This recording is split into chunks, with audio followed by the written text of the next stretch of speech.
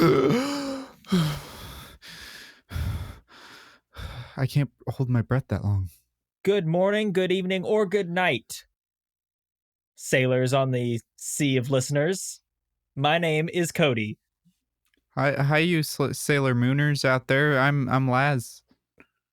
And we're not just across the pond, but we're across the The other other pond. pond, the show where we communicate with each other in a series of pitch snorts.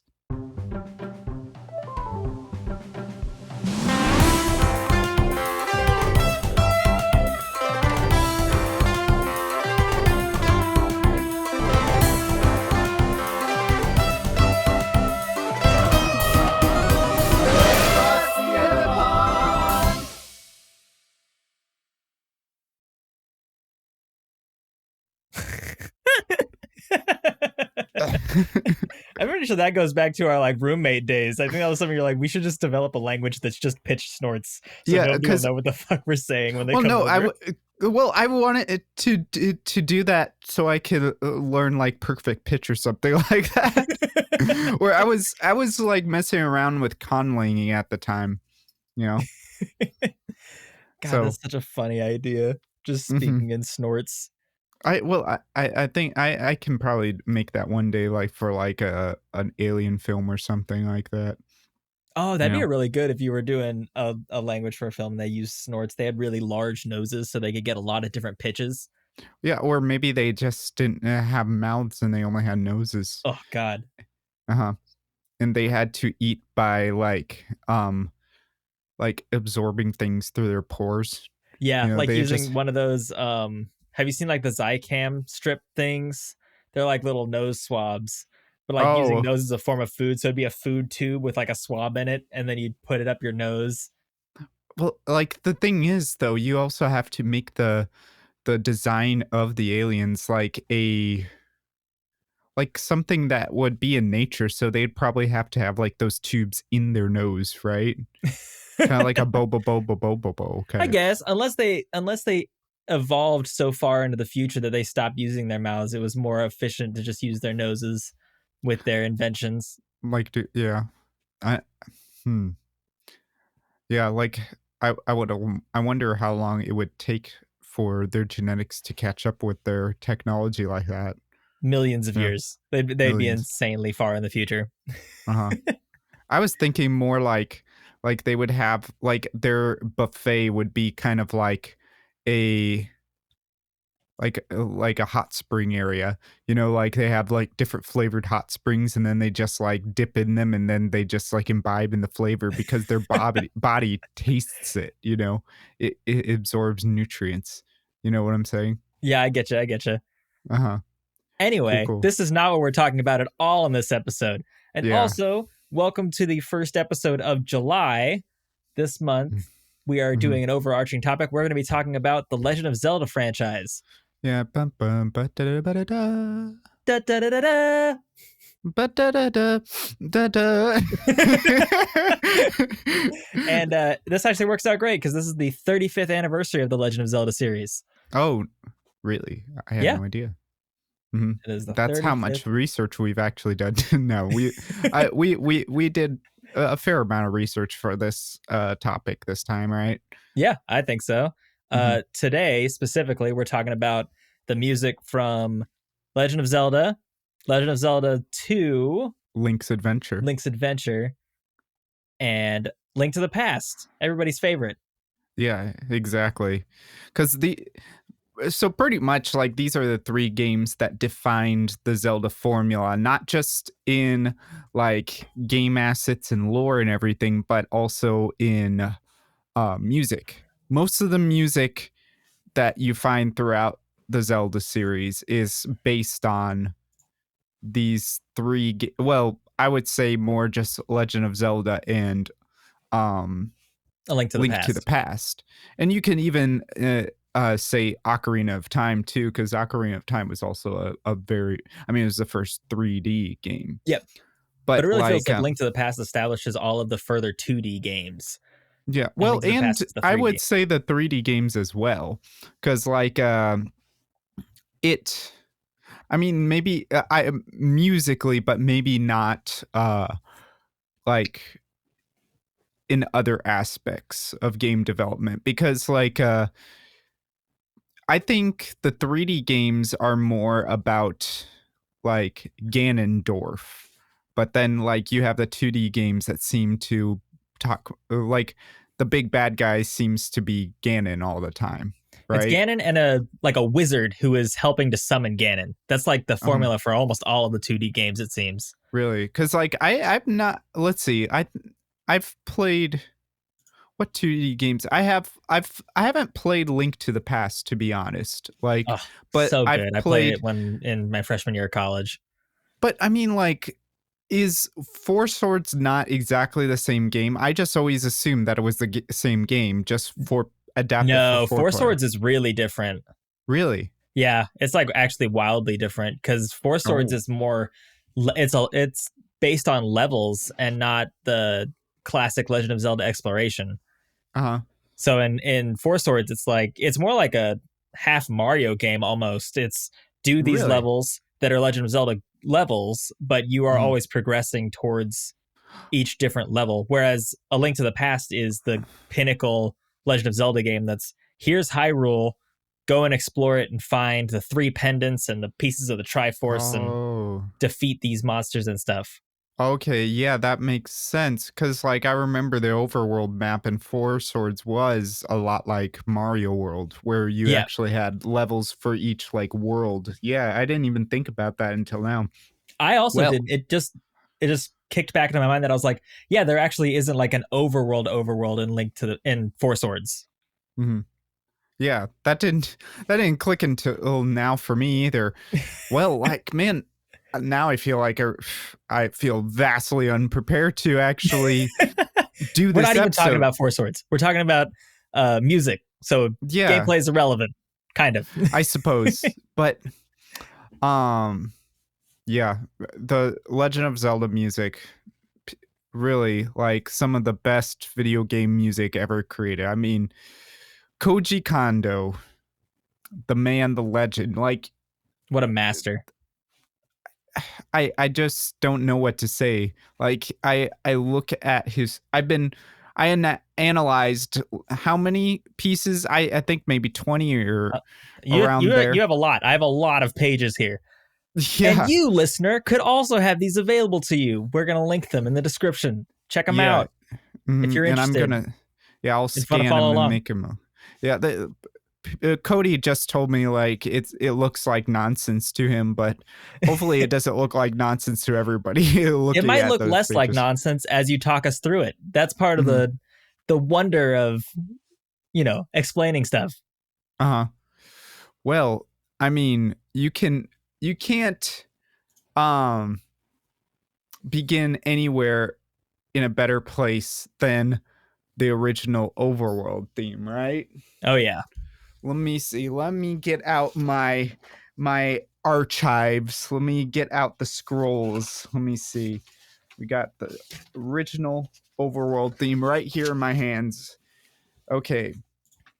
So the first thing I just want to do, I mean, like I don't assume that everyone is very knowledgeable, like super knowledgeable of music theory, Hmm. right? Right, right, Like right. Cody, what would you say your level of music theory is? I'd say probably middling to intermediate. I feel like Mm-hmm. I can grasp a lot of stuff of it, but I definitely don't know how to analyze my own pieces. So I still feel Mm-hmm. like I'm in that learning stage, but I would say like intermediate, like I can understand a lot of stuff. Mm-hmm. Well, and I would say about that too. Um, but then there's also like the beginner stage where people don't know what notes or scales are. Yeah. You know, they can't read music at all. So it's a little overbearing. But one thing I want to ask you, do you know what church modes are? I know we have talked about them before. These are all the Mhm. major and minor modes, right? Well, Not major all and of them. minor, major and minor, to be honest, is like two different shades on the spectrum of church modes, you know? So like, because the thing is, what we know as the major and minor scale, like the regular old, like vanilla major, vanilla minor, like are actually two modes on in the church modes. And I'll get into what church modes are now. So pretty much you probably learned that a minor scale is just a major scale starting on the 6th degree, right? Yeah. Mm-hmm. Like they're relevant to each other. So like the relevant minor of C major would be A minor. A minor. Yeah, because that's the 6th degree. And you use all the same notes. You just go from A to A instead. But there's all sorts of modes that you can get from doing that same thing, but on different degrees of the scale, right? Correct. So instead of starting on A to get a relevant scale, you can start on D and get Dorian, or E and get Phrygian, or F and get Lydian, you know? Mm-hmm. And then you get different flavors from each of these scales, you know? And it's I just don't know why these are top more, because it's you get so many different really just nice ooh la la flavors from these things. So like and the reason I wanted to bring up church modes, well, first of all, there's 7 of them. You know, there's Ionian, which is the major we know. Then there's Dorian, which is a type of minor. It's like a minor scale without that's missing one of the flats, so it's like the 6 is up, but I shouldn't get too much into that. So Phrygian is another minor scale. Lydian is like the super major scale, you can think of it, because it has a sharp on the 4th degree. Okay. Then you have the Mixolydian, and then you have Aeolian, which is the regular plain old vanilla minor. Mm-hmm. And then you have just the weirdest scale of them all, Locrian, which is down 5 flats from the regular major scale. And that one's like you call it like it's almost like a tritone scale. I don't what do you call that? It's like the diminished scale almost, but the diminished scale is also something different. But it's very similar to it and used they have similar uses. But anyway, the reason I bring this up is because the overworld theme of Zelda pretty much changes the mode in every single measure, you And a know? lot of music stays in the same mode, right? Well, I mean, it depends, because like if you want like something super vanilla, then you're just going to stay in like major or minor, you know? Yeah, And which would be most pop things are played in the same key through the whole song. Well, some. It depends. Like if you're talking about the Beatles, you're getting into some stuff that's a little more crazy, or even like the Beach Boys. They do some crazy stuff as well.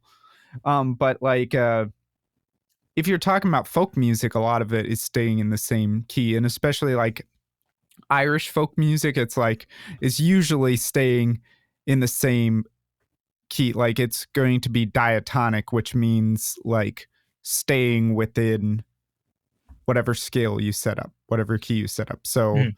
like one thing that's very very one piece that's in Link to the Past that's very diatonic that just stays within the key is Kakariko Village. It just stays pretty much in B flat, and there's only one secondary dominant chord, which it goes from D diminished to E flat, which is just a 7 of 4 going to 4.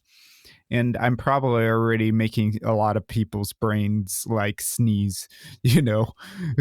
If you're interested in this stuff, I really recommend looking it up after this or going along with it, because it's really interesting to learn modes and stuff. Mhm. Although I think the way you described it, where you're using different degrees of the scales where you start, that's the first time I've heard that way of describing how the modes work.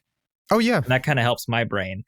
But kind of bring in a parallel. So Zelda was developed right after Mario, basically as the antithesis to it, or the far end of the spectrum. Do you know off the top of your head if the Mario theme is diatonic? No, it is very, very chromatic. Okay. It's because like Mario is another thing like we can get into another day. Like it's like a quirky. It's like diatonic with. I mean, it tries to keep itself diatonic, but it also has a lot of these little chromatic quirks to it. Mm-hmm. You know, but whereas like Zelda music, when you get into it, there's like a few different types of Zelda music. There's dark and brooding Zelda Yep. music. There's heroic Zelda music, you know, kind of like The overworld. overworld and like even dark world, I would say, is like that. Yeah, it still has that heroic feeling. And Hyrule Castle from Link to the Past is also kind of like that. But then you also have these kind of like fairy-ish themes, which I would put Zelda's theme and of course the fairy fountain Yeah. Under. And you also have these kind of cutesy themes as well, which didn't, to be honest, I don't think really showed its, well, I mean, like Link to the Past has some of these, like with like the mini game one. And then you also have, you know, Kakariko Village is also, I think, in that kind of that category. It's like laid back, kind of cutesy. And then Ocarina of Time brought that to another level. But yeah, like, so going into the overworld theme, I mean, everyone knows the bum ba ba da da da ba dun da da da da dun da dun da da da da dun ba dum ba da dum ba da dun dun dun dun da da da da da. So like, and you know, 8-bit music theory went over this already. Is there's pretty much 3 different kind of motifs going on. Well, I would say 4 because there's also this like galloping motion as well. Mm-hmm. You also have a really interesting juxtaposition between triplets and 16th notes. Usually you don't have those in pieces because you have this in the bottom you have this bum bum bum bum bum bum bum bum bum bum bum bum, but then on top of it you're always having bum bum bum ba da da da dum, which is like 16th notes, and especially when you prop them on top of each other, that's kind of like very rhythmically dissonant. Yeah, it's got this weird offbeat feel to it almost. Yeah. So like that in itself is a kind of a strange choice for like a heroic game, but like then you also have the you know second part of the piece where it goes bum bum bum bum bum, and then you have like this crazy like wave coming in. It's like bum bum bum do do do bum da dum bum bum bum bum do do do da.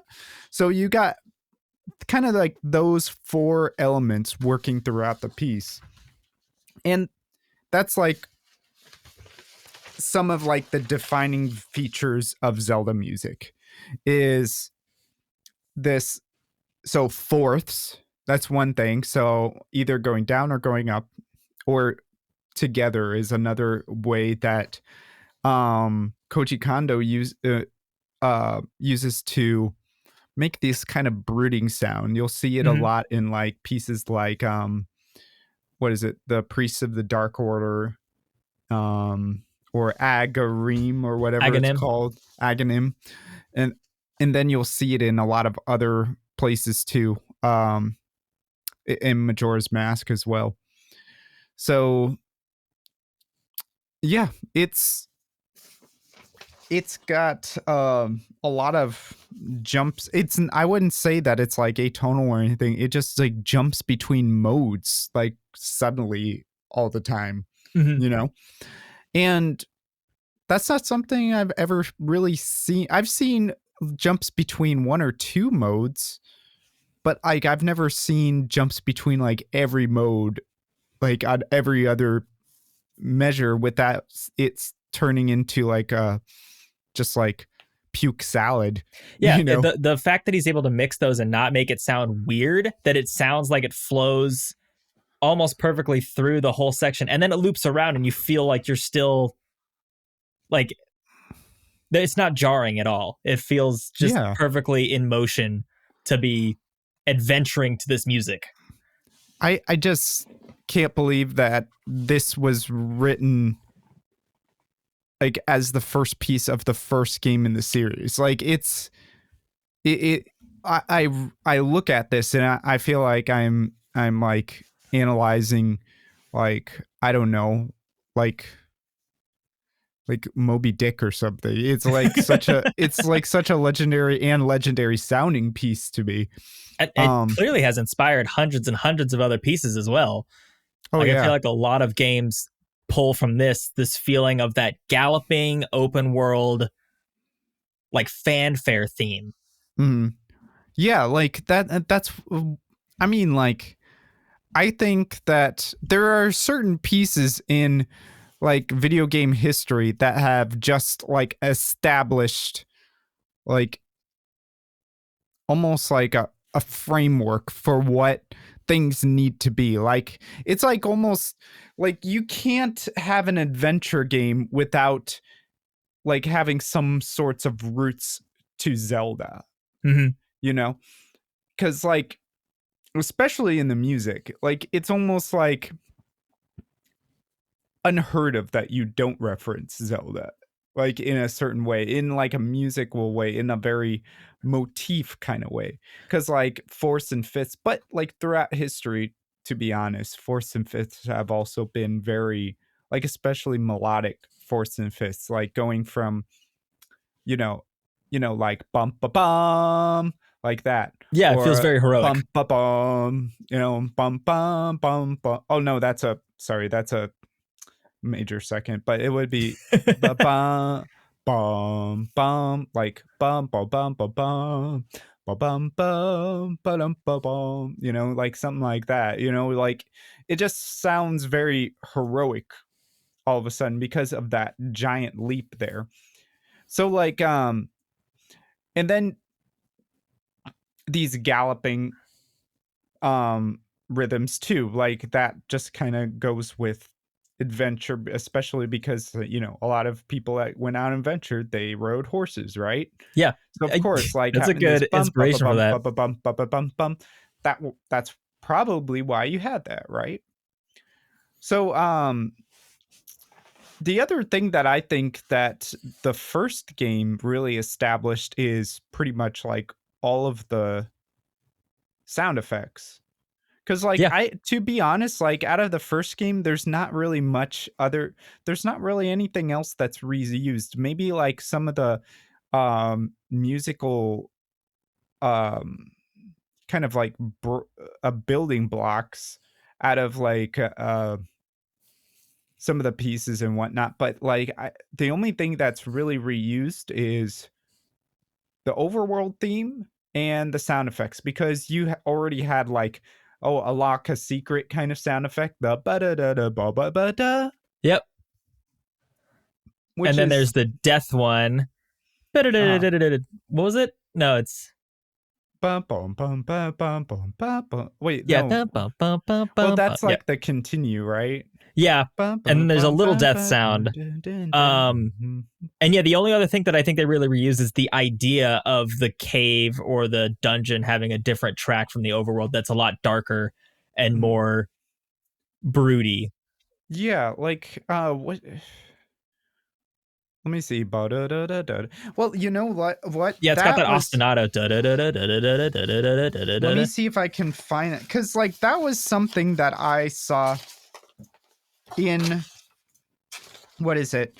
The in Koji Kondo's pieces in general. Okay, here it is. Like especially in the Zelda pieces, like you have this thing where he just likes to keep repeating like two notes being the same. Like the dungeon theme is just like a whole bunch of arpeggios and you have like and you'll have the same two notes like you have this bum bum bum bum. So you got like this G minor uh 6 arpeggio going on.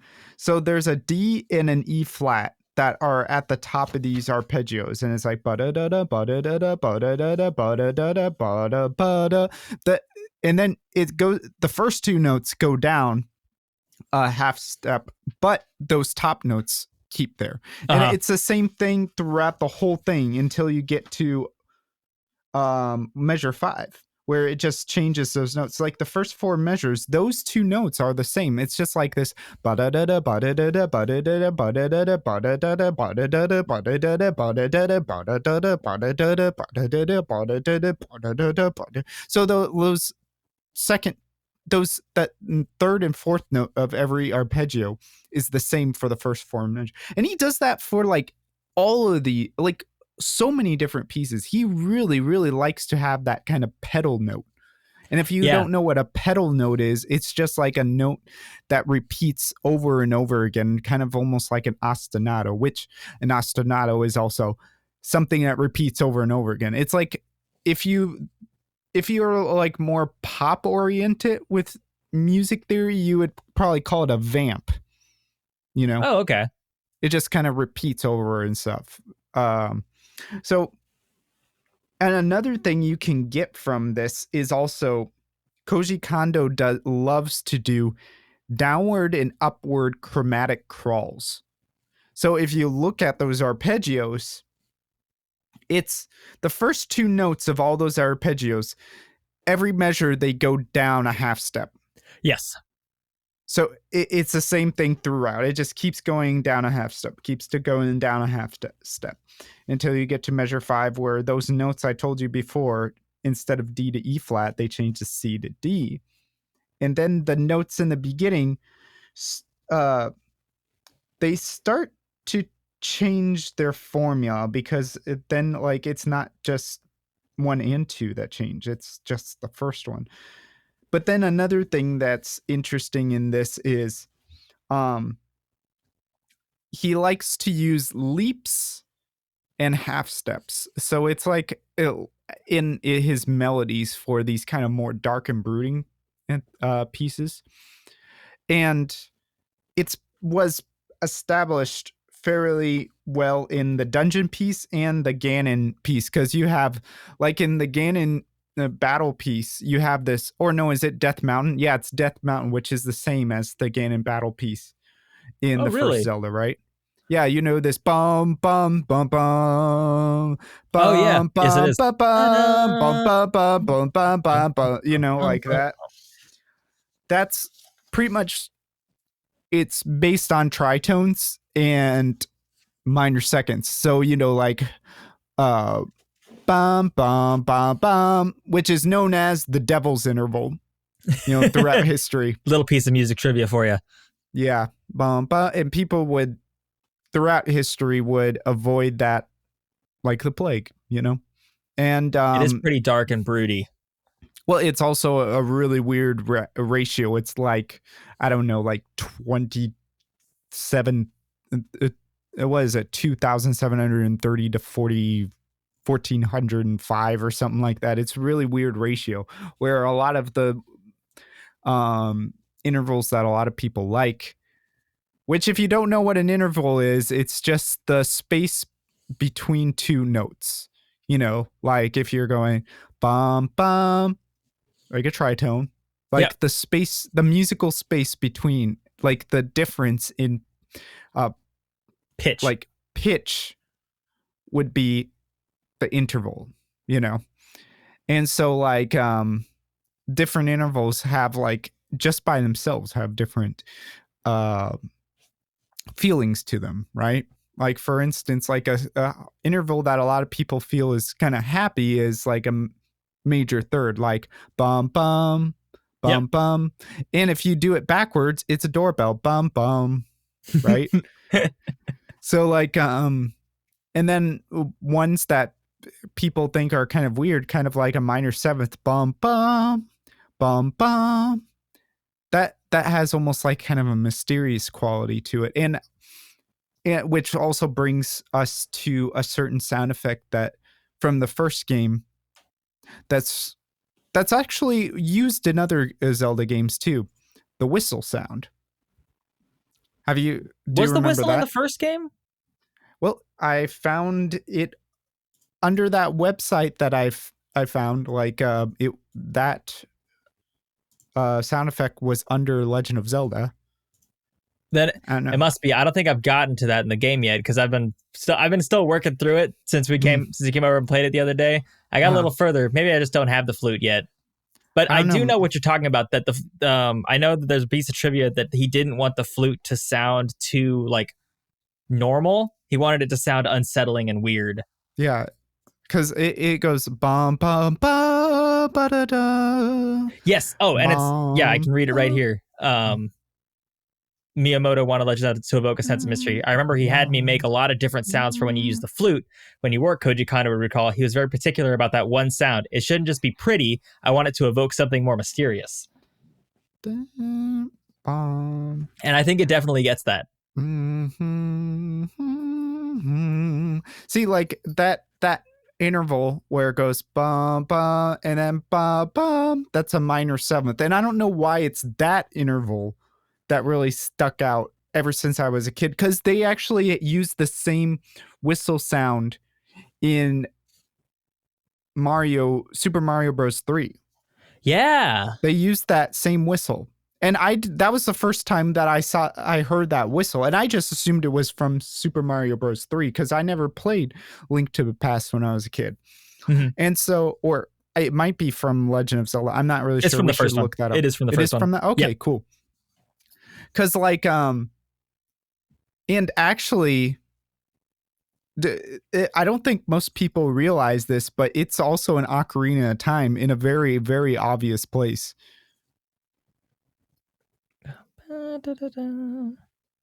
Yeah. Oh, it's on the tip of my brain. Uh huh. I'm never going to get it. You're going to have to tell me.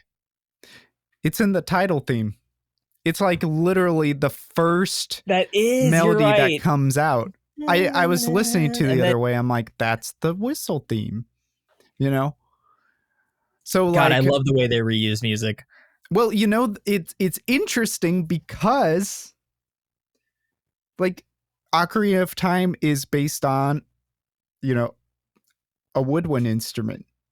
And so it would make sense that they would reuse the whistle theme as like the very first thing you hear when you boot up that game, Mm-hmm. right? I thought that was a nice little catch. I didn't think about. I've never analyzed the music or really paid it like close attention like this. So like it was a nice little find. But one thing I want to ask you: do you know any other use of the ending theme from Legend of Zelda? No. And I think the reason we don't is because during the original development, that theme, because no, that's off the death theme, not the title theme, right? Is the title theme the same though? The title theme of what, Legend of Zelda? Legend of Zelda. Isn't the title theme just the overworld theme? It's reworked. I think it's reworked Yeah, it's just a into tad bit. yeah. But But it's no, not. I've never heard that ending theme used again because it just takes the death sound or the continue theme, Yeah, and and then then it adds makes it a little upbeat bit at the thing. end. Well, yeah, it adds in like bum bum bum bum bum bum bum ba ba ba, and then you got the bum bum bum bum bum ba da ba dum bum bum. Yeah. I really love it, and it's the first time that I've ever seen. Well, I just really like how he used the augmented chord in Oh this, yeah. because like that second uh measure there, so it goes bum bum bum bum, which is just a regular old C chord, and if you have perfect pitch, sorry, I'm probably wrong there. But like then yeah, it goes into a G augmented in the second. That's why it like they took the D up a half step, and that makes an augmented chord, which is really funky in and of itself. You Yeah. know, if you do an augmented chord, it would be, let's see, bum bum bum bum bum bum bum bum bum bum bum bum bum bum. It's a very weird, like a major chord would be bum bum bum bum bum bum bum bum bum bum bum bum. It sounds happy to us, but then when you make it into an augmented bum bum bum bum bum bum bum bum bum bum bum bum bum bum, it's a parallel, it's like a symmetrical uh chord, because Yeah. like it's major thirds. You put stack major thirds and you get an augmented chord. And so like it's a very kind of disjunct, very dissonant Out chord, of but context, it sounds really weird whenever you play just an augmented chord. yeah, but like something sounds really, I never seen it. I've never really thought of vamping it with just like, cuz like going from 1 to 5 augmented, which is what this does. Bum bum bum bum bum bum bum bum. It kind of gives it a nice little happy quirk to it. Yeah. And that, I'm definitely going to use that in my pieces in the future. It's just so nice. I love it. And that's like the only weird thing that's going on in this piece. Like, well, I mean, there's another augmented chord later, but it's like everything else is just super diatonic. It's like Mhm. everything is in C. You know, it goes 1 5 augmented 6 1 4. It it's like standard like textbook shit. You know. Yep. But you throw in that one weird thing and you make an iconic piece. Mm-hmm. And I mean, like the last thing I want to say about Legend of Zelda is, I mean, there's also like, oh, you got an item kind of sound, the ba ba ba bum, Yep. right? And then like that's pretty much all it is just chromatic. It's just major chords going up chromatically. You know, it's Mm-hmm. nothing like 4 just going up chromatically. It's like, but that's reused in a lot of different ways when you go into Link to the Past. Even like the Master Sword theme is just like a buff version of that theme, because like it's just like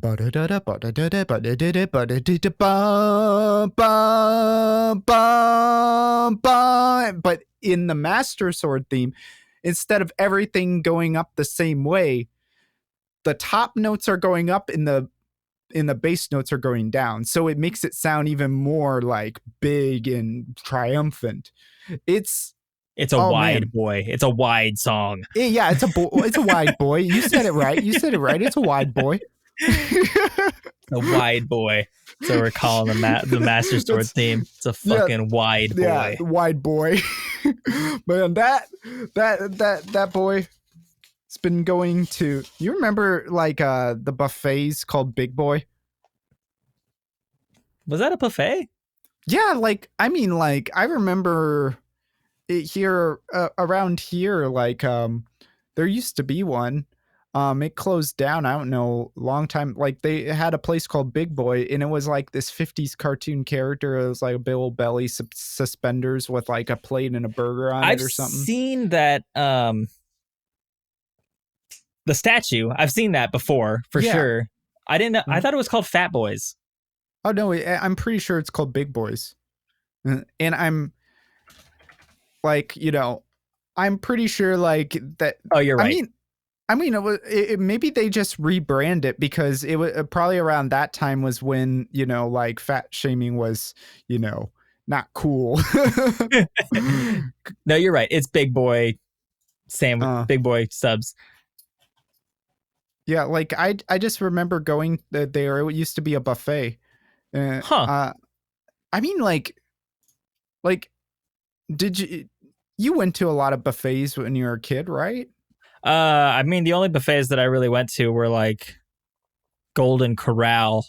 I mean, that was like later on, like around like towards the end of high school. I think those start showing I up. don't remember lots of buffets in my life, but I also was in Utah and or when I would have remembered stuff like that would have been like in Australia and Uh-huh. Hawaii, and I don't really Uh-huh. remember any Australian buffet places.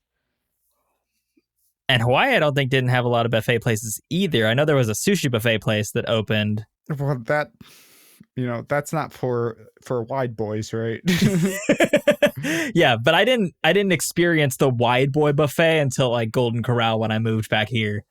Oh yeah, like I used to be a wide boy, and man, I loved that stuff. Especially at Golden Corral, they got their what is it? The chocolate volcano cake. Oh my god, that was like I used to like get in there and I would like stop and I would like we'd be going to our table midway. I would stop and see the chocolate volcano cake, and I would look over it, and I would have like in Step Brothers, like they look at, like what is it? Will Ferrell's character looks at the other guy's drum set, and then it just keeps going tinkety hey or something like that. It's like does like this like the really like intense music. Yeah, like I kind of have that. I looked over and it's like tinkety hey. And I would just stop and I'm like, it's so tantalizing. And it's like I just want that. I don't really care about getting my mashed potatoes and whatnot. I just want that chocolate vanilla volcano cake. So good, man. But the other one I remember is Ponderosa. Yeah, Ponderosa Steakhouse. Yeah, like 'cause they add a whole bunch. Oh man, mac and cheese from Ponderosa. I do they even have those anymore, or is just the only buffet place now is Golden Corral? I feel like that happened. I think the Ponderosa near us closed down, so I don't know. Yeah, like I'm pretty sure like there's no I'm pretty sure Golden Corral is like it's got a monopoly on American buffets now. I think you're right. Hit us up if you have other buffet places you like to go. Yeah, I mean, like there's Chinese buffets and Indian buffets around still, but you don't have like the classic like American buffet except for Golden Corral anymore. And where they serve breakfast all day alongside a full like 2-pound steak. Oh man, like I what was it? Like I saw a video of like I think it was a comedy sketch, or it might have been just like a regular, I don't know. But like where like how they have the guys like cutting up the giant pieces of meat. Yeah. The carvers and whatnot. Like it was like a video of this guy just going up to get his meat, and like the carvers just like try to make small talk. He's like, "Hey, how's it going?" It's like, "Nice weather you're having." And then the guy just doesn't say anything, and he's like, "Yeah, this is a good piece of meat you got there." And then the guy just doesn't say anything. It's like, "Yep, yeah, this is a fun job." Just like nothing happens. No, he's just like talking, and then the guy doesn't say anything. He just leaves, and it's like, "Well, enjoy your okay." Just, I've never seen that. I don't know where I saw that, but it's I think about it. It's so funny what stuff sticks in your head. Last thing I want to say about The Legend of Zelda, the first game, is an interesting bit of development trivia, was that the title theme, originally Koji Kondo wanted it to be Bolero by Ravel, which I listened to before the podcast, and it's kind of interesting that you can hear the influence of that in the Zelda themes, because it has that driving gallop a little bit, and then the melody is just a very repetitive motif throughout the whole piece.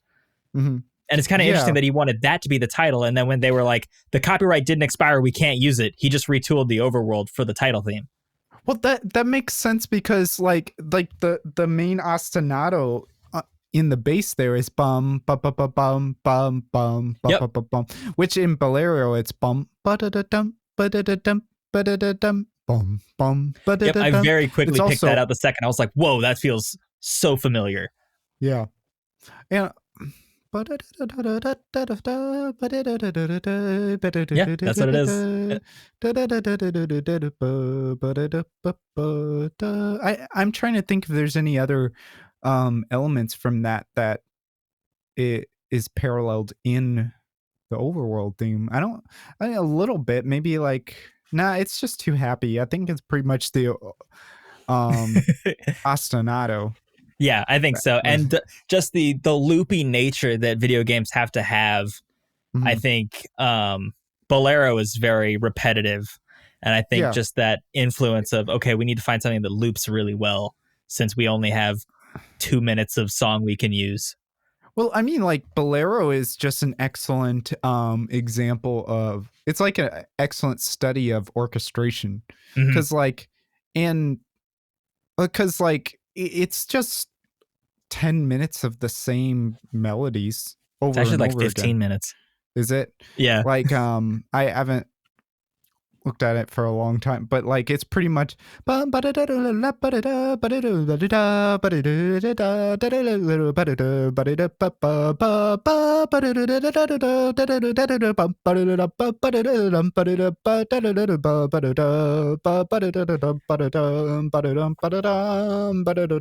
and then there's another melody. It's like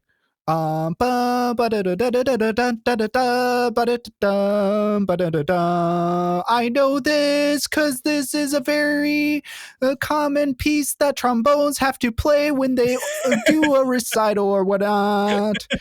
If you want to get into an orchestra, you must play this piece over and over again. And it's in treble clef. Okay. Oh, no, not treble clef, tenor clef. But yeah, like there's like those two melodies. Like I used to listen to that piece so much. Like I mean, it sticks um in your memory pretty hard, it seems.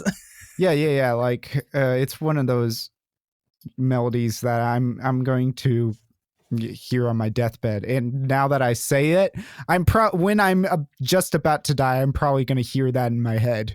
You Yep. know? You'll be thinking about it. You'll be like, motherfucker. Mm-hmm. Do you ever think about your own death? Not particularly. No. It's been Sometimes I think, man, it would be really unlucky if I died right now. But that's not I really thinking about my death. I've been having like existential terror of death lately.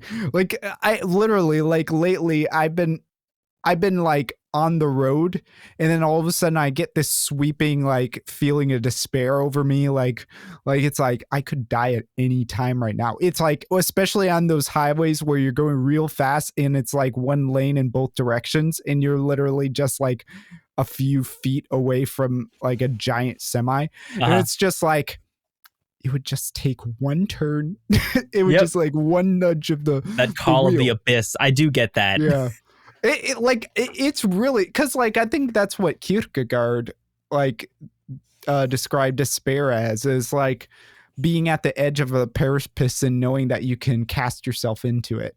Like it's the same exact feeling, except it's instead of casting myself into the abyss, it's me casting myself in front of a semi going 75 miles an hour on a country road. You know, like I've had to stop and just be like it's like be like Fang Fang, I just really need to just take a breather and just forget about my own like inevitable demise. You know, like I've been having that lately. But anyway, going back into Zelda, like I think that's enough about the first Zelda. I Yeah. think like I think the second Zelda is still fairly interesting, even though I hate the overworld theme. Yeah, Um, because it takes the first game's overworld theme and then fucking takes a massive left turn. It's yeah, like, you remember that theme in the first one? Well, this isn't it. uh-huh, yeah. Well, like to be honest though, like they did this for Ocarina of Time and Majora's Mask as well. Because like the in both like the Hyrule Field themes in both of those games are both take like the first like kind of the sun is rising kind of theme, you know, that Mhm. Yep. Little sun song. and then one is bump bump bump the dum ba ba ba da dum ba ba ba da da, and we can talk about those another time. But like so it's not unique to just these two games, but I just don't like, I mean like I'm going to have to see Akito Nakatsuka has made one of my probably one in my top 3 favorite Zelda tunes of all time. But that overworld theme to me is trash. I don't like it. Like it's so because it's so regular. Like because I was just talking about all the modes and all the little things that were happening in the original, but this one it literally just goes 1 4 1 4. It goes from like I think it's in F, right? It goes from like F to B flat, F to B flat, and then at the end there's like a big old like G minor chord like that. Yeah, it's got that really crazy run out of nowhere. Yeah, well, like it's just like weird. It's like bum ba da da da da da da ba da da da da da da ba da da da da ba da da ba da da ba da dum bum bum. What is it? I can't even think of it because like that like melody is just like like seared into my brain. It's like, how does it go? It's like, because I can't even remember it now. Ba ba da da da ba ba ba da. No, that's something else. It's gonna be a mystery. That's what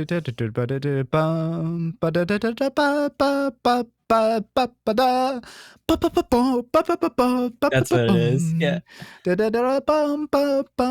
I mean, like, I think it, like if Zelda didn't have the first one, like I think it would make sense. I mean, it's still kind of heroic, but it's like too happy heroic. The first one was like so, because of all those changes, it's like it is like was an adventure in and of itself. It's very dynamic. Like, it's so incredibly dynamic.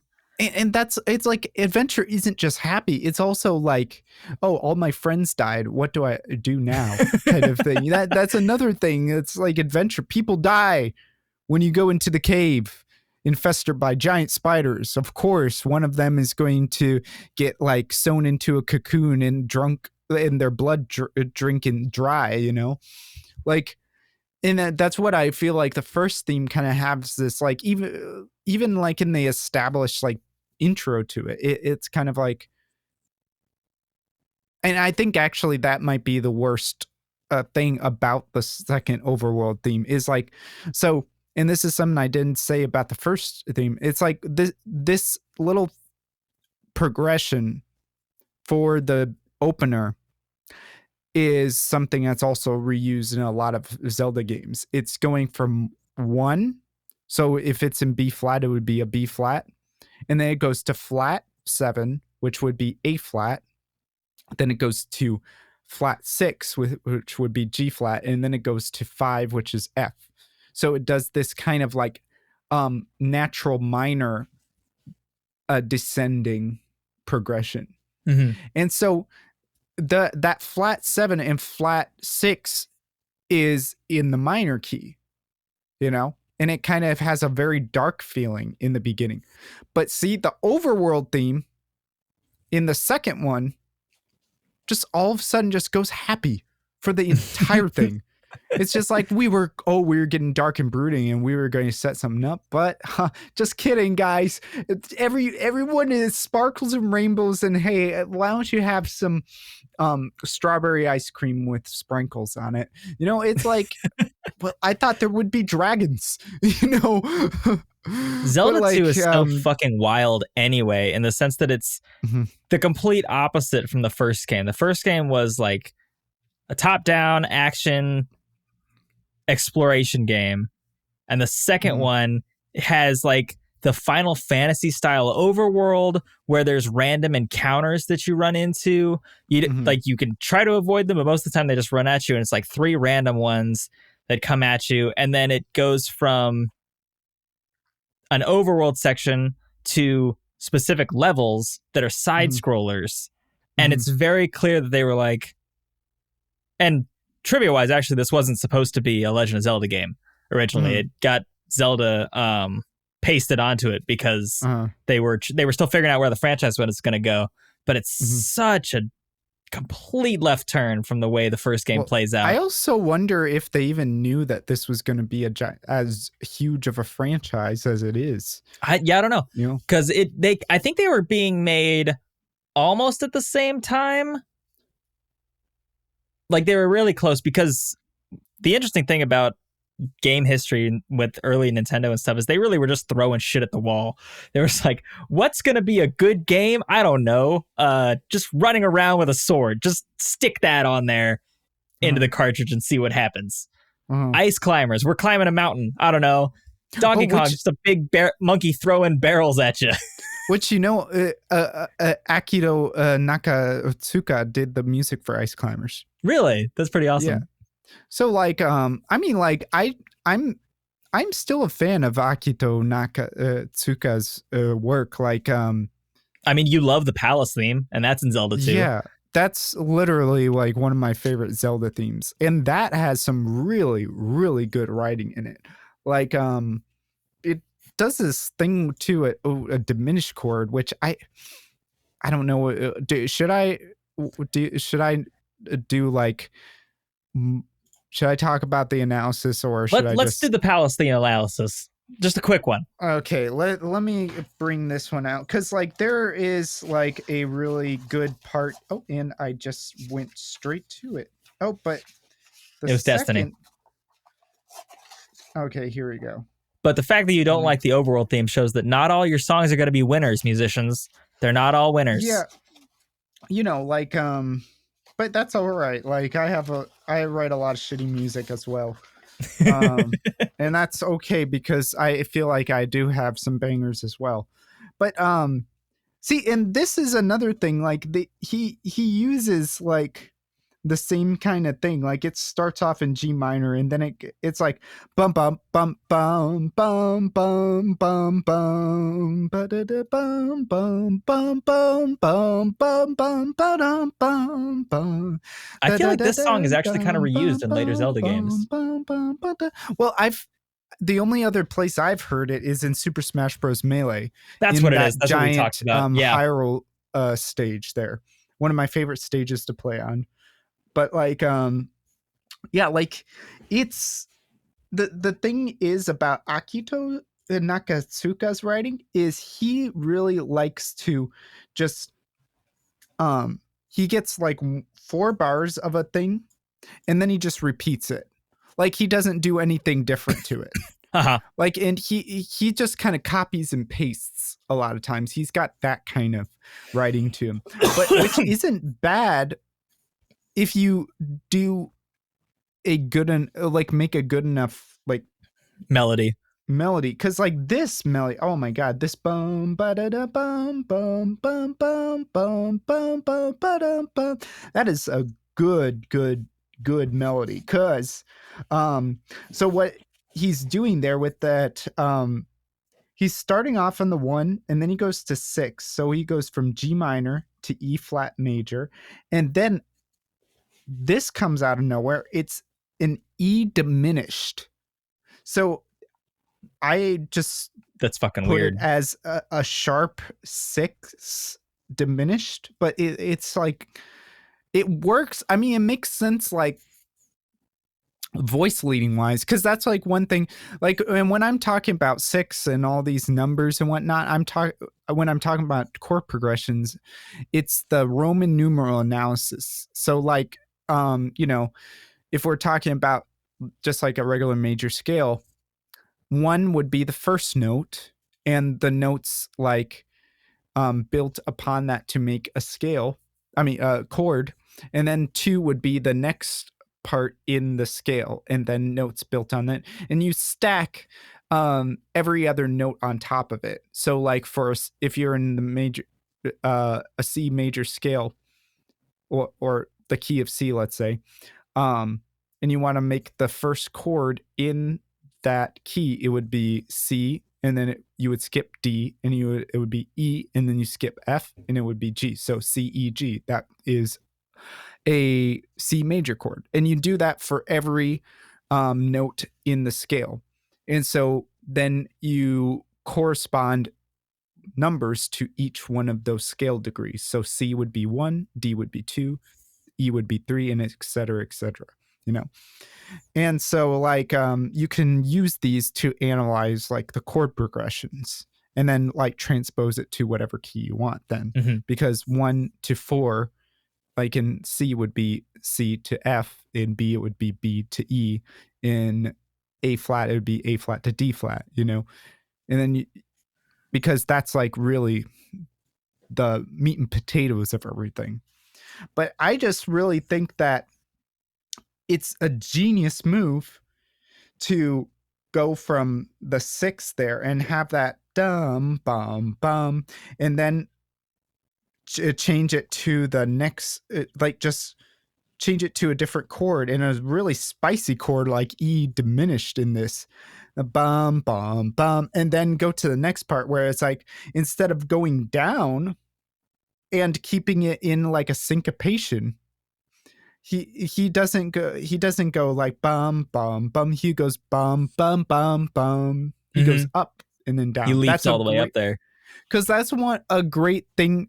That's like what you need to do to have a melody. Like a melody just doesn't go in one direction all the time, or Mm-hmm. else like It you just sounds run like out a of scale. notes. Yeah, well, I mean, which a scale can also be a really cool melody-ish kind of thing sometimes too. But yeah, that is just those first 4 um measures there are just so genius, man. And then I love it how he states that twice, and then he goes bum bum bum ba dum, bum Bum bum ba bum bum bum bum ba bum bum, ba-dum, bum bum da-da. bum ba bum bum ba bum, bum bum ba ba dum bum ba bum, bum bum. Because and It's fucking catchy, dude. I can he's hear it in my brain restating now. like, yeah, he's restating the first part of this piece, because it starts off bum bum bum bum bum bum bum bum. It He's restating it as like an end to the phrase. Mm-hmm. That's great writing, man. It's like, I love this piece so much. Like, and then you have this what is it? The next part you got ba da da dum ba dum ba da da dum ba dum ba da dum ba dum ba da da dum ba dum ba da da dum ba dum ba da da dum, and then he restates it again, bum bum bum ba bum bum bum bum, and then see, like it restates that first part again, like the same rhythm, but uses it in a different way to transition into the next part, which is bum bum da ba ba ba ba da da da ba da da da do do do do do. Oh my god, dude, tears falling down my Dude, I remembering eyes. so It's many so good, Smash games at Hyrule Castle right now. dude. That's what Like that it was. What, that's where I've heard it, because I when we played it I was like, this is such a fucking cool piece. I know I've heard this before, and uh, I did not piece that it was the Hyrule fucking Castle theme from Super I Smash didn't Bros. know that it was from Zelda I 2. didn't know it was from Zelda 2. Like I thought it was from I don't know, like I thought maybe it was in maybe Majora's Mask or something, like a game I never played before. And I mean, it is from a game I never played before, but I never thought it would be from Zelda 2 and Yeah, not it's written fucking by nutty. Koji Kondo, you know? Like but see, like that second part there, I mean that third part there, that ba ba ba ba da da da da da da, that reminds me a lot of like the last part in the original over theme, world theme, because you have that bum bum, that Bum bum what it, bum. no, what it was, it's like bum bum bum bum bum, Uh-huh. because like that is also triplets, and triplets here is bum bum bum bum bum bum bum bum bum bum do do do do do. It's got a lot of that same feel, that kind of like really, but it's more flowy here, because Mm-hmm. then you have like all this, you have this under it. It masterpiece of a work. And also you do get this what is it, you get the sharp 6 there again, but in an E minor instead of an E diminished. It's just it's so good. It's such a great piece. Which I guess, I mean, is there any other things to talk about with Zelda 2? Like, I don't think do so. you want to? We're gonna probably have to make this an hour and a half Oh yeah, episode because we I was still. expecting this to be an hour and a half long episode. Okay, well, like, yeah, nothing else to say about Zelda 2 because, like, I there's not really anything else that's reused in the whole series. I No, it's think, very unique to its own game. It's like a time capsule. It's like Zelda 1 uh, and Zelda 2 are on the same console and they're so different. And the mm, music is just wildly separate from each other. mhm, And then we move on to Link to the Past, which seems they've consolidated the idea and they were like, okay, we mhm, like the exploration element of the first game uh, and we're going to take that and fucking run with it. And then uh, they pushed the SNES to its limit mhm. and it still looks amazing today. Yeah. And But there's a reason it's the Link to the Past has been remade like 4 or 5 times at this point in terms of like mhm. moving it up the systems. Yeah, I think that was when Link couldn't take it anymore. He had to he went emo on us and dyed his hair pink, like but like what is it?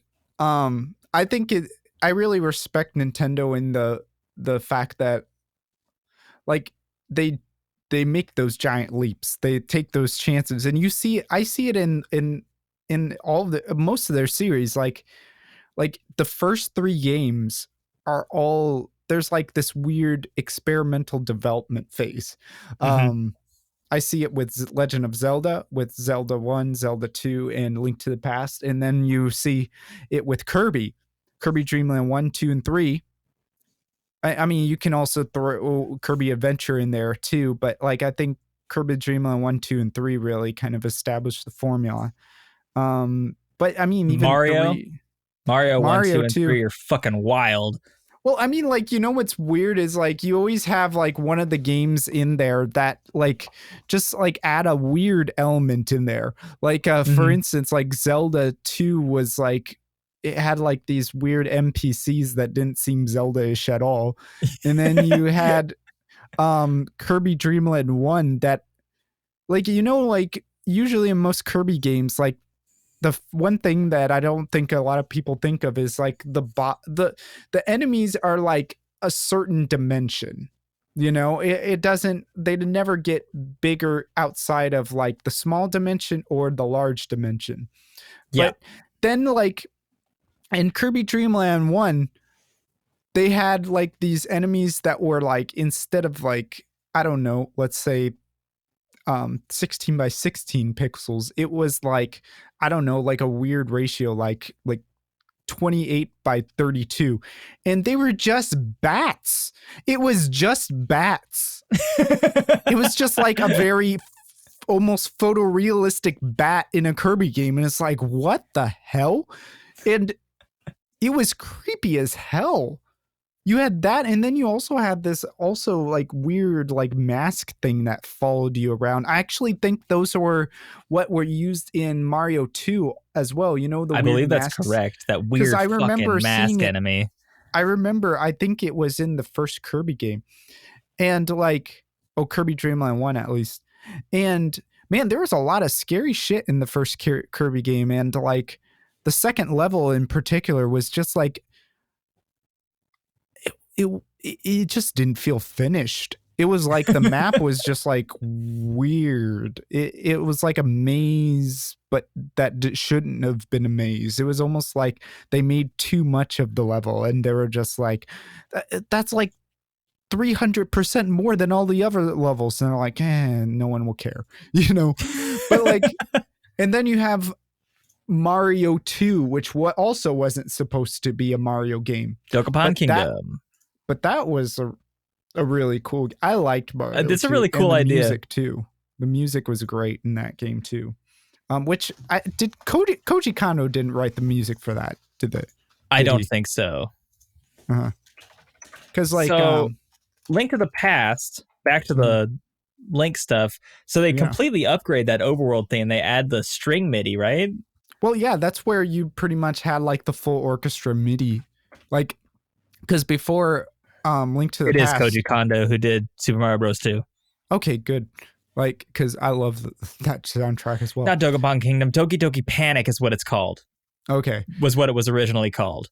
Well, like, what was I gonna say? Yeah, like, so you before Link to the Past, it was just like the 8-bit noises, right? Like the chiptune stuff, and then all of a sudden you got this power. And I think that's actually one of the things that really opened up the music to a whole new level. It's like it's like Dorothy opening the door to Oz. And It goes from all this color, black and white to color. Yeah, it's like black and white to Technicolor, man.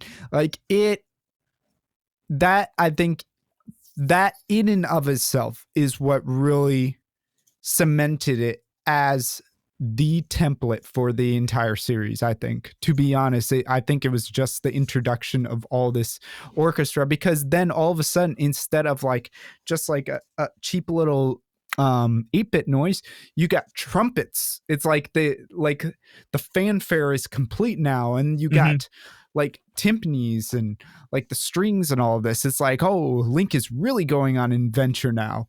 Instead of you like, hear it a lot you know, in the development stories that they were trying to push that NES hardware a lot, and they just couldn't get it to do everything they wanted to do. And that reflects so much in Legend of Zelda. Like, you read that they wanted to have the ability for, if you lit a piece of grass on fire with a candle, that it would spread. And the hardware just was like, that's not going to happen. And you see that come back in later games. But so they had all these great ideas that were amazing, but the hardware was limiting them. And then the SNES comes along, and it's so much more memory, so much more ability to do stuff. And it just opens up the whole game. You can play with all of these different abilities and stuff. Really amazing stuff. That reminds me of a note in a work by Charles Ives, an American composer, where he had a part in one of his I think it's one of his symphonies, where he's saying like, this part should be like a celestial sound of bells, but right now, with the technology we have now, I know that this sound is impossible. So he said he wrote it in so future musicians can find that sound for him. So like, it That's kind of a really reminds me cool of idea that. to do. Yeah, Charles Ives, he is a character, and he's That's one of such my a cool favorite fucking thing to write the piece out and be like, I don't have the tone I want for this. Somebody can do it in the future, though. I know it. Yeah, it almost reminds me of also of like having synesthesia and just like seeing like in between colors. I don't know, like if anyone doesn't know what synesthesia is, it just means like you have this cross of the senses, so you might like look at numbers and see colors or smell things or whatnot. But like, some of the colors just don't exist. I don't know if have you ever seen like blue yellow, where there's like that optical illusion where you can see like both blue and yellow, like this like color that's supposed to be outside of the spectrum that humans can see. And like it's like this weird shimmering quality. I can't even really explain it, but yeah, like there's like those kind of things. It's like you see things in your mind's eye, kind of like Charles Ives saw, and then they're almost not reality, but you're like, you keep that going on, and you're like, one day that will be reality somehow. We have to extend our technology, we have to extend our reach of perception. I think that's part of like, that's almost going back to the Uberman and like going forward and whatnot, right? Yeah.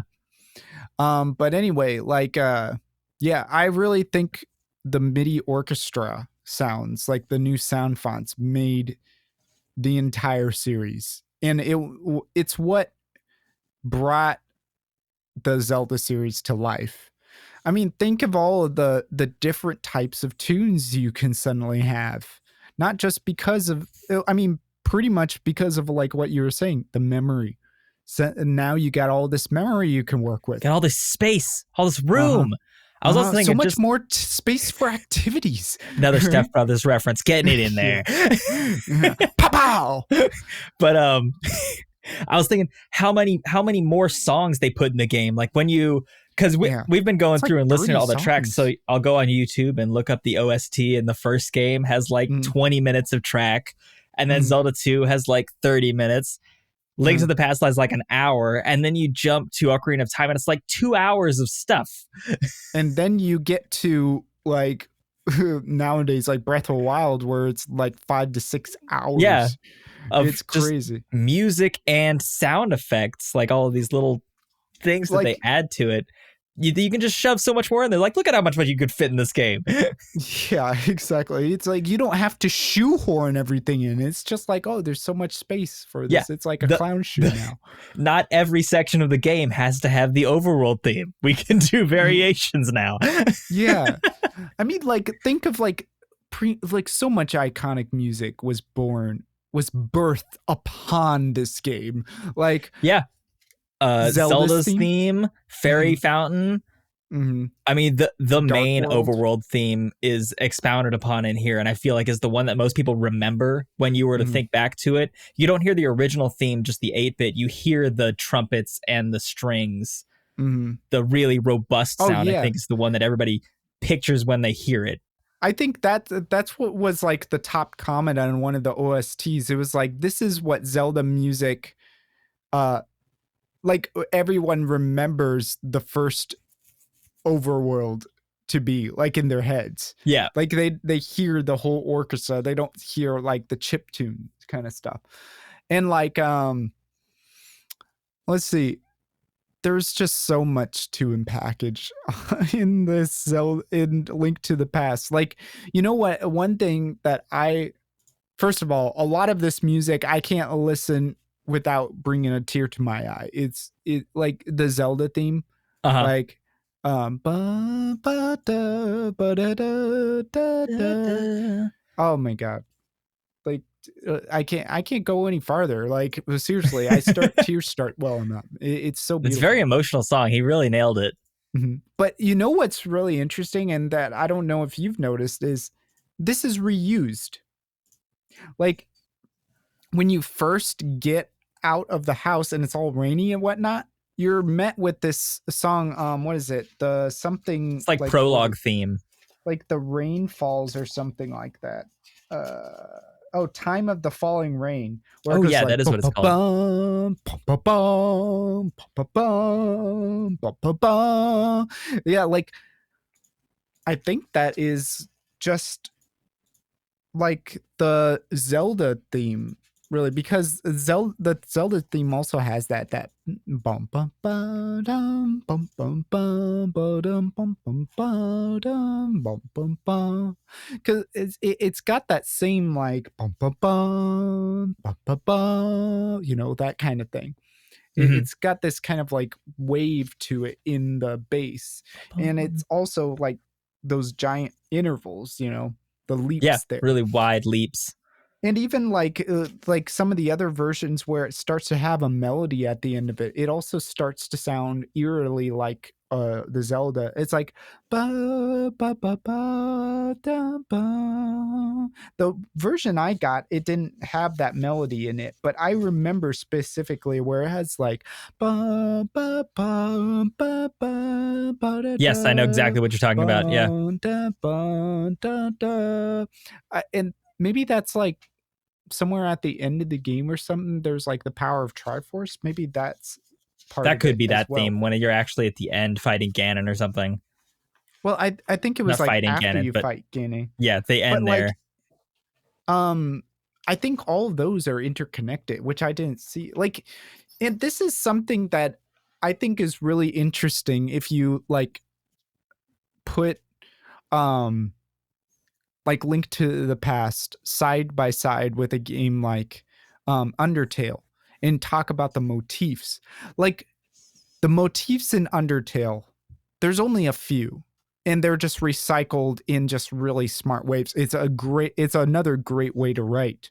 Uh huh. And I mean, I that's Undertale is another soundtrack that I can't listen to without shedding a tear. Like, but the thing is, with Link to the Past in most Zelda games in general, there is reused motifs, but there are a lot more than just Undertale had like 2 or 3 that were like used throughout the entire soundtrack, like to make like 100 tracks. Yeah. But like Link to the Past has so many, you know. And you have like little elements that are reused, like just like the Falling Rain track that I was talking about. It's got like that chromatic crawl but going up instead of down, which you see in like some of the themes in the in the first Zelda game, right? Like the dungeon theme. But that's something you'll see in so many different Zelda tunes.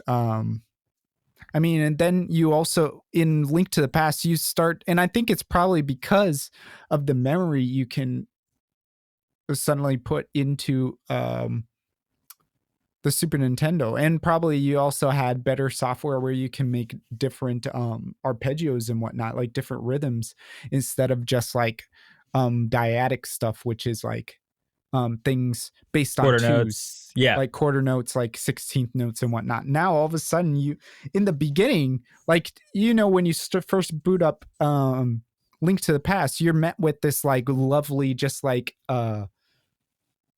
harp kind of like arpeggio thing, this and then it's like Yeah. right?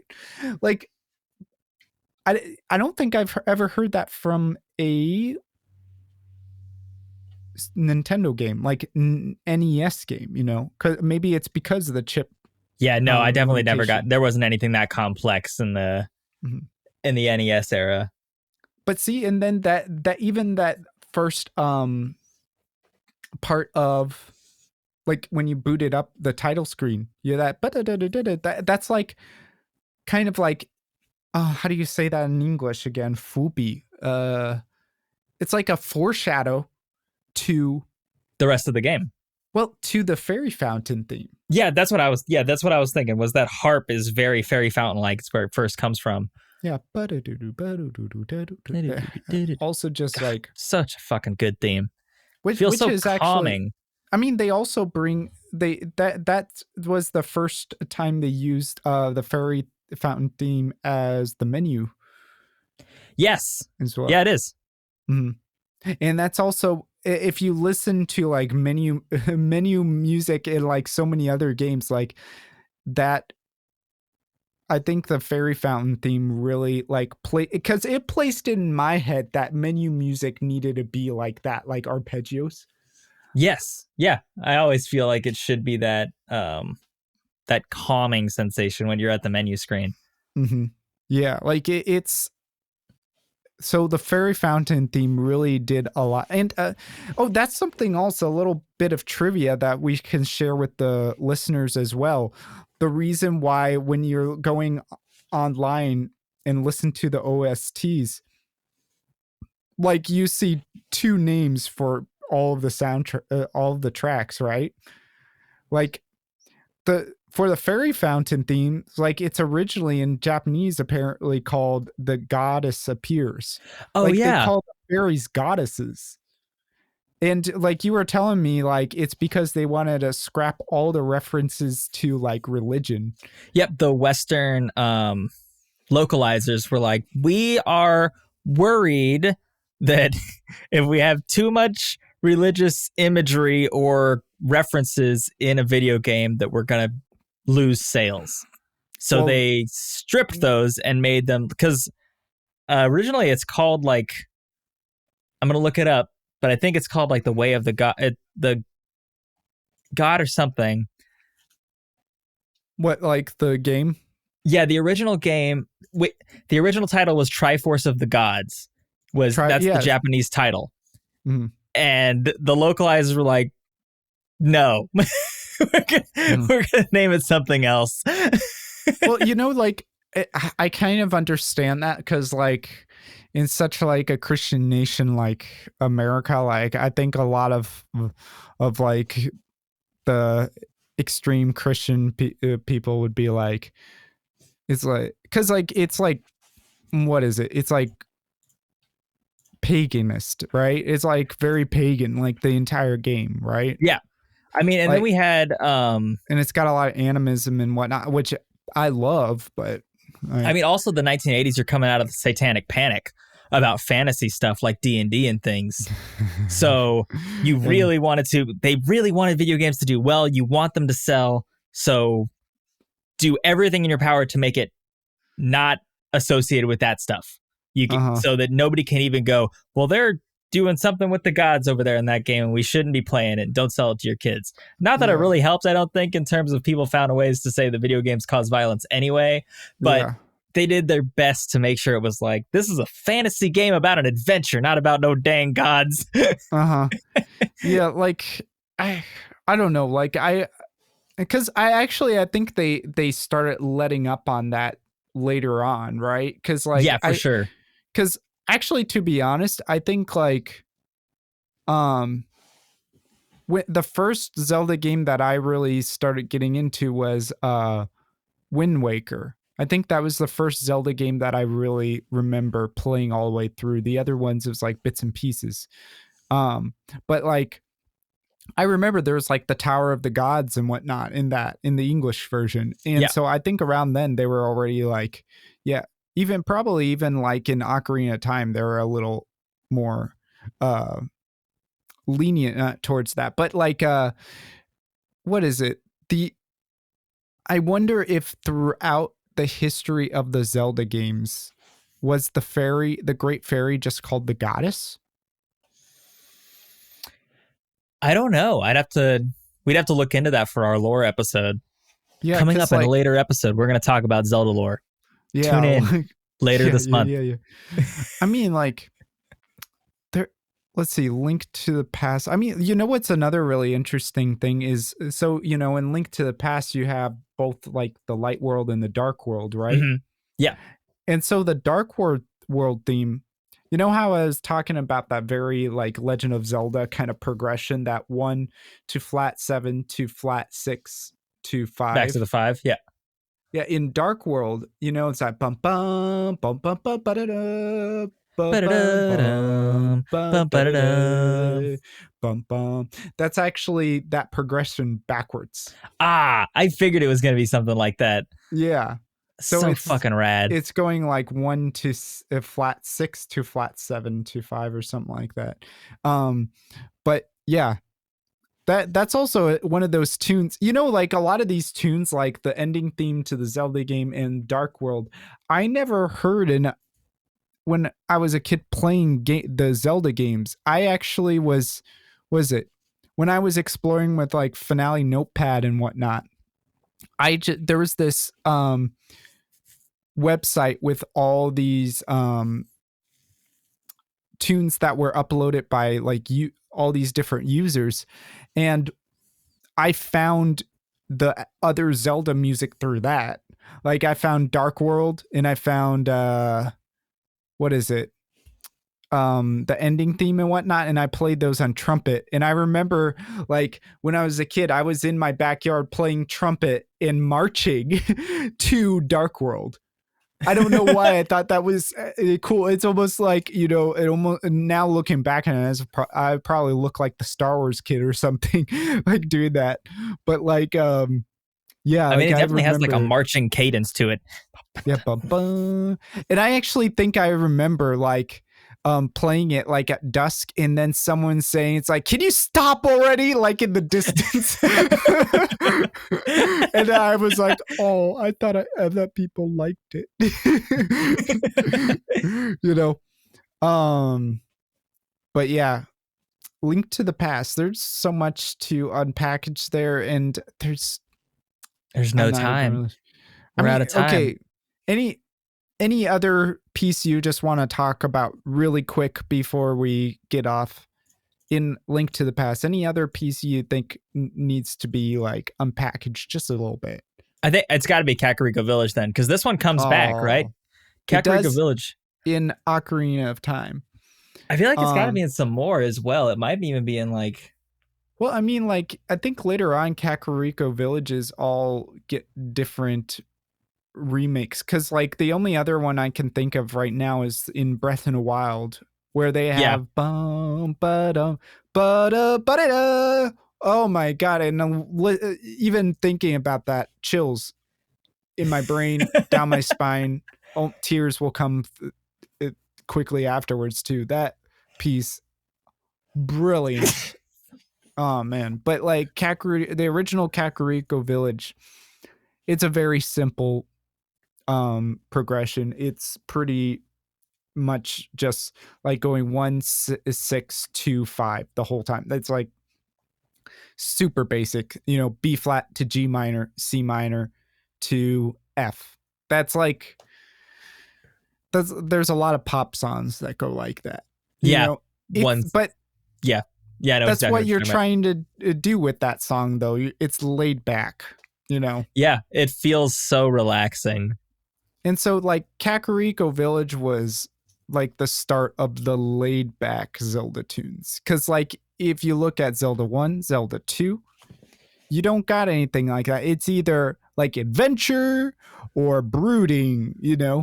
Yeah. And then like once you get to Zelda, what Link to the Past, you start to have this giant array of emotion and something that so many other games like, I mean, they accomplish, but not in the way that Zelda did and keeps doing and keeps reinventing. Zelda is a series that probably has, I mean, like they pinpoint all the different, very specific emotions so well, and with such memorable melodies that it's like it's just it's like unobtainable with so many other games. Mm-hmm. Like Link to the Past, Wind Waker, let's see, Breath of the Wild. Like these three games, Ocarina of Time I would put in there as well, and Majora's Mask. The more I listen to Majora's Mask, I absolutely love it as well. Like these games just, I mean, I feel like they just are historic. Like they change, like, and I would say Breath of the Wild is one of the ones that it's going to change the musical landscape of games for forever, because it's like that game is just so groundbreaking, man. And I think Link to the Past also did that in a similar Yeah. way as well. In the time, I think it did. Mm-hmm. Yeah. So I Such suppose far-reaching influence. And there's, we're gonna keep talking about this stuff all month. well, Tune in to all the Zelda, but episodes. not the Zelda music. specifically, not the music, which Yeah. I'm sure we will still bring that into our episodes because we tend to talk about a lot of the stuff. Next week, we're talking about exploration in Legend of Zelda. We can apply it to philosophy and stuff, correct? Mm-hmm. And we may or may not have a guest. We'll see what happens. Like but yep, we are going to continue with Zelda month, and Zelda's just dear to my heart, and I'm excited for this. We love it. We love it. We love it. Love it. Follow us on Instagram at Follow us. at across the other pond with underscores underneath. It's in the description. We post there every day with our little highlights. So you might look at some of the old episodes, maybe if you're listening just now. Give us a like on YouTube, subscribe, give us 5 stars on iTunes. Also, send us a single slice of spam to 1155 for PO Box, California cation. We're gonna get a real PO box, so you can let's get send a PO us box and like let's also get it like in a place like way far away from us, like in like the middle of nowhere. Yeah, like in but like in a place where the post office is also the police station and is also town hall, like like one of those like real like village places. Like I think there's a place actually north of here like that. I'm sure there is. Absolutely positive. And then that's when we get a P.O. box. And then that's where the one that people send the spam to. And that's the one we only check every 2 months. And that's the spam that, starts to grow. Probably something that you can put in a Zelda game. I don't think spam ever grows anything. Well, maybe a single slice might. Yeah, that's what you need to eat during the apocalypse. Twinkie spam sandwiches, right? It's true. And maybe craft singles. Oh, yeah. Like, you need cheese on a sandwich, of course. Right? All right. Well, thank you so much for listening, everybody. We will see you next week. We're hopping in the pond. Plop, plop, plop.